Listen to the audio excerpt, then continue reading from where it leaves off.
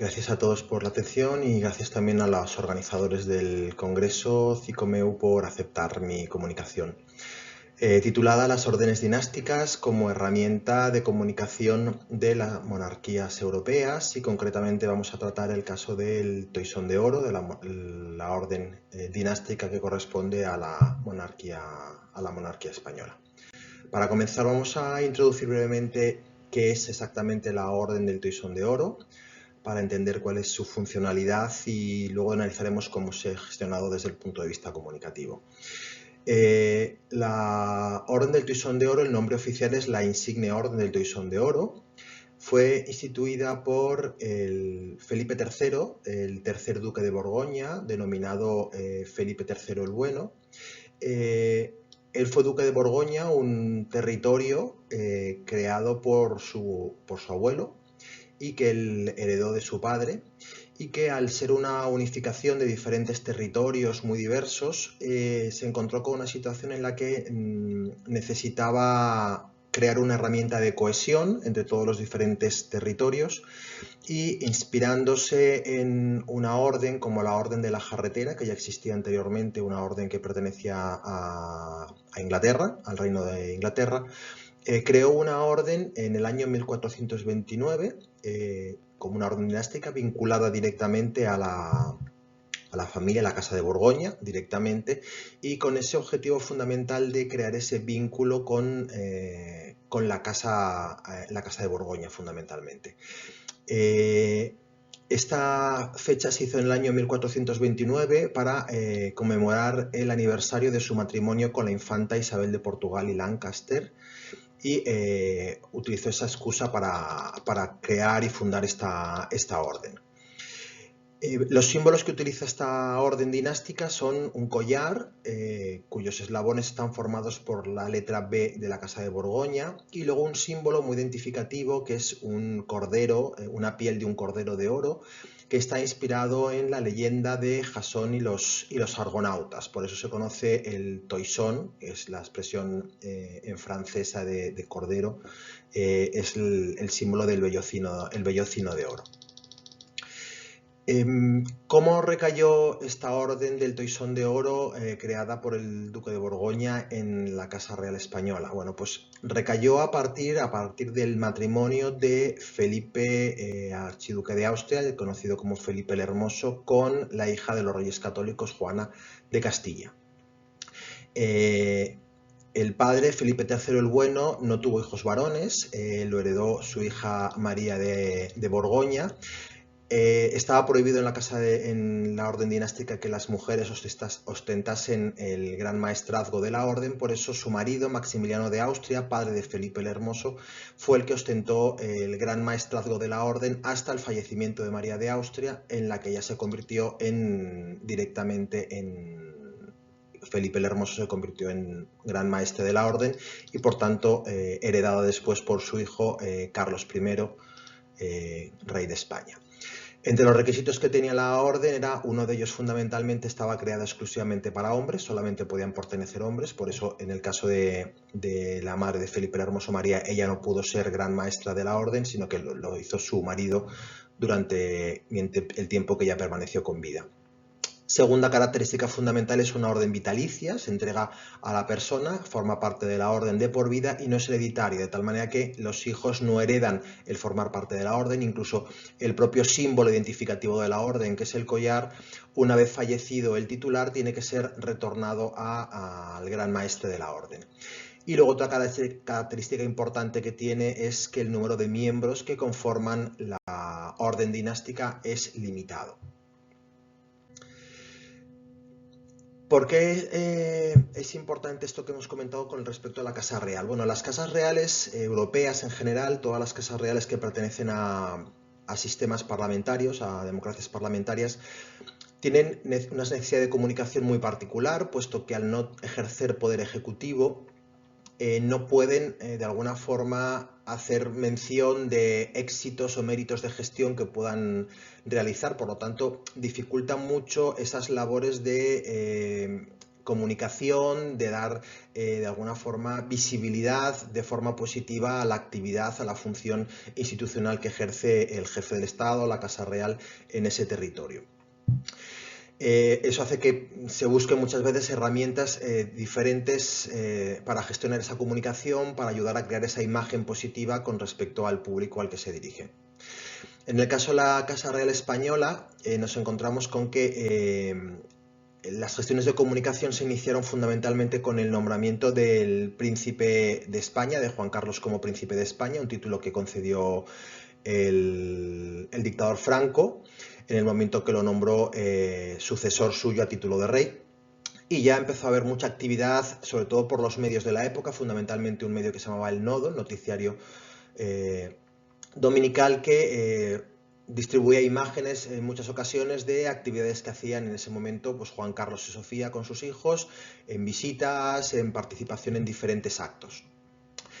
Una vez que falleció Franco y se instaló la monarquía propiamente dicha y el desarrollo de toda la transición,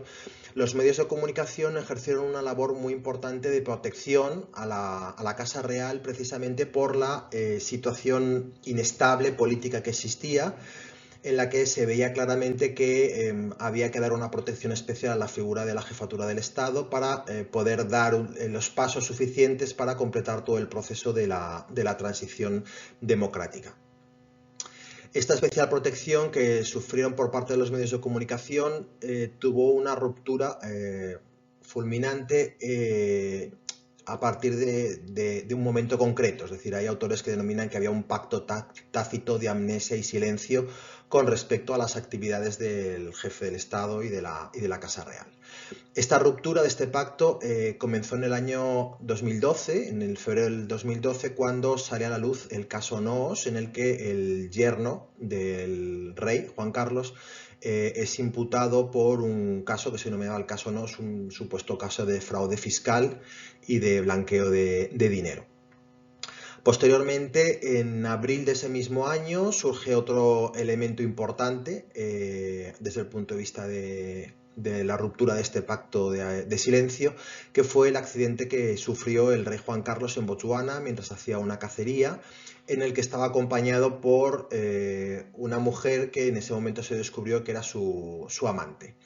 Y en febrero del 2013 se incrementó más el grado de ruptura de este silencio con la imputación, con motivo del caso Noos, de la infanta Cristina, con lo cual tuvo que pasar por sede judicial para declarar, ¿vale? Con lo cual tenemos tres elementos muy importantes que de alguna forma abrieron el espacio para que a partir de ahí los medios de comunicación tuviesen libertad absoluta o se sintiesen con libertad absoluta para comunicar todo tipo de información de la Casa Real, ¿vale? Todo este tipo de situación al final desencadenó en el año 2014 con la abdicación del rey Juan Carlos y la proclamación de su hijo, de Felipe, como rey y jefe del Estado. Para ver un poquito qué es lo que ha pasado con el tema del Toisón, vamos a analizar cómo se gestionó la concesión del Toisón de Oro por parte del rey Juan Carlos durante su reinado. Los primeros Toisón de Oro que se adjudicaron por parte del rey Juan Carlos fueron en el año 1977, uno a Torcuato Fernández Miranda y a Nicolás de Cotoner, marqués de Mondéjar. En fechas sucesivas dentro del mismo año, Torcuato Fernández Miranda por su labor ayudando a todo el proceso de la transición hasta el nombramiento de Adolfo Suárez como presidente del gobierno, y Nicolás de Cotoner por la labor que tenía como jefe de la Casa del Rey. En el año 1981 se concede ya el Toisón de Oro al entonces príncipe de Asturias, don Felipe, y que sería posteriormente el gran maestre de la orden en el momento que accediese al trono como jefe del Estado. Posteriormente, en el año 1981, se concede el Toisón de Oro a José María Pemán, Del caso de José María Pemán es el primero del que tenemos algún tipo de información de cómo es la ceremonia. En los casos anteriores, tanto en el de Torcuato Fernández Miranda como en el de Cotoner, aparece información en los medios de comunicación. A partir del caso del Príncipe de Asturias ya aparecen reales decretos en el Boletín Oficial del Estado con la concesión del Toisón. Y en el caso de José María Pemán hay una pequeña información en la que se explica que el acto se realizó en el Palacio de la Zarzuela, que consistió en la lectura del decreto de concesión y que el rey le impone el collar a José María Pemán y el padre del rey, don Juan de Borbón, le entrega las insignias de la orden.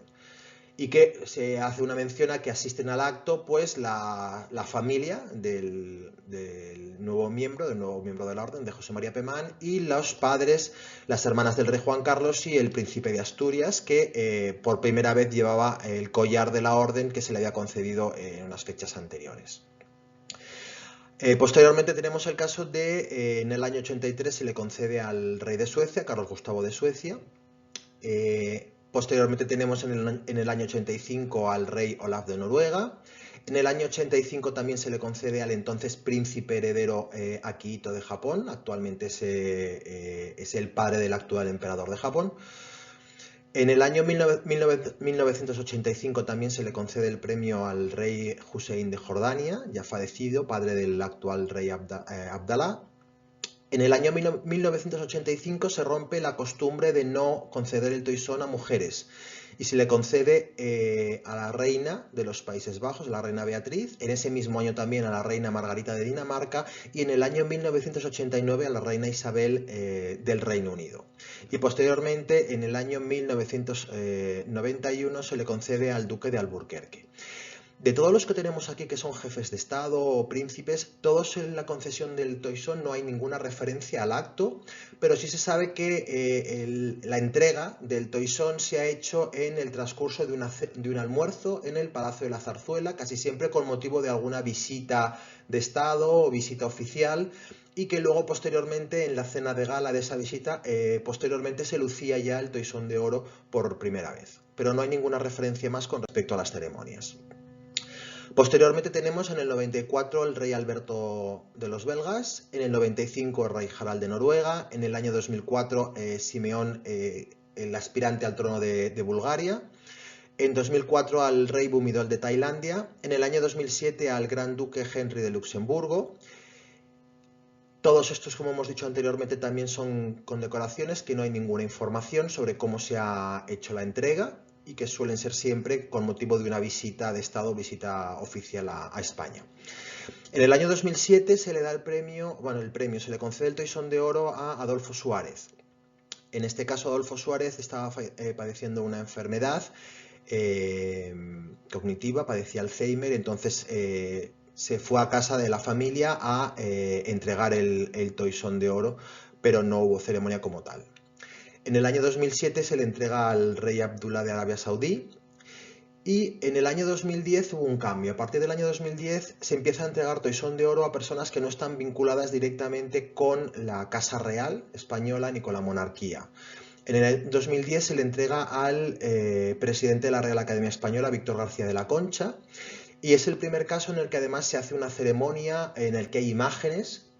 públicas de la ceremonia. La ceremonia se hace en el Palacio de la Zarzuela, similar a la que comentamos del caso de Pemán, ¿vale? Lo mismo ocurrió en ese mismo año, en la misma ceremonia, se entregó a los dos a Javier Solana, que fue ministro del gobierno de Felipe González en España y fue secretario general de la OTAN. Y luego ya en el año 2011 se le entrega el Toisón de Oro a Nicolás Sarkozy en una ceremonia solemne que se hace ya en el Palacio Real de Madrid, en el Salón de Columnas, una ceremonia además retransmitida, con imágenes, con vídeo, lo mismo que ocurrió en el año 2014 con Enrique Iglesias, secretario general iberoamericano.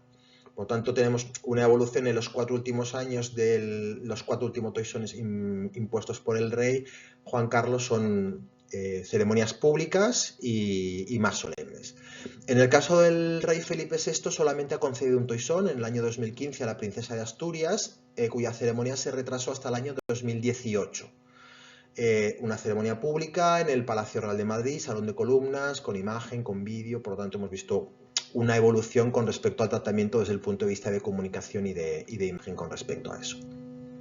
A la vista de esto, las conclusiones que podemos sacar es que Desde el punto de vista de gestión, el rey Juan Carlos concedió 23 toisones en 39 años y el rey Felipe VI solamente ha concedido uno, el de su hija, en 10. Hay un diferente planteamiento desde el punto de vista de gestión del toisón. Ausencia de uso comunicativo del toisón hasta el año 2010, no hay ningún tipo de gestión comunicativa del mismo. A partir de este mismo año se empieza a conceder también a miembros que no pertenecen a casas reales o están vinculados directamente con la Casa Real Española. Y a partir del año 2011 se empiezan a hacer ceremonias públicas en el Palacio Real de Madrid. Interés comunicativo importante al final del reinado del rey Juan Carlos y poco interés comunicativo existe en el caso del reinado de Felipe II, que prefieren gestionar más ese tipo de reconocimientos a través de otro tipo de actos como los que están vinculados a la Fundación Princesa de Girona o la Fundación Princesa de Asturias, en vez de vincularlos a la Orden del Toisón. Muchas gracias por su atención.